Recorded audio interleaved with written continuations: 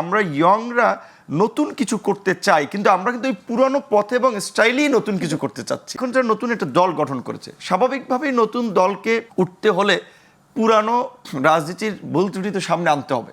সেখানে এখন বিএনপি আওয়ামী লীগ দুটো বড় দল ছিল, আওয়ামী লীগ এখন নাই দেশে, তাদের পলিটিক্যাল আমি মনে করি কার্যত ডেথ হয়েছে। আওয়ামী লীগের আর বাংলাদেশের রাজনীতিতে কামব্যাক করার সুযোগ নেই, যতই হাক ডাক দেখ। এক বছরে যেটা পার্থ ভাই বলছিল যে মুরগির একটা খোয়ার উপায় নেই যে যেইখান থেকে একটা কুক দিয়ে বলবে যে আমি আওয়ামী লীগ করি, ওই সাহস কেউ দেখায় নেই এক লাস্ট ইয়ারে। সুতরাং সামনেও আর ওই সুযোগ তৈরি হবে না তাদের। তাহলে বিএনপি আর একটা বড় পার্টি, কাজে এখন বিএনপির যে আওয়ামী লীগের সাথে দীর্ঘদিনের রাজনীতির ফলে তার যে ক্যারেক্টার, পেশি শক্তি, যেটা মাসেল পাওয়ার, মানি পাওয়ার কিংবা আধিপত্য বিস্তারের, এটা তো বিএনপির মধ্যে আছে, এটা তো অস্বীকার করা হয়নি।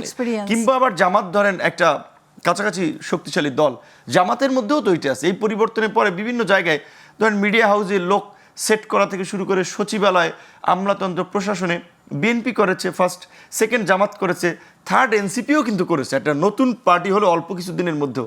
তো আমি এই জন্য এখানে বলছি যে আমরা ইয়ংরা নতুন কিছু করতে চাই, কিন্তু আমরা কিন্তু ওই পুরনো পথে এবং স্টাইলেই নতুন কিছু করতে চাচ্ছি।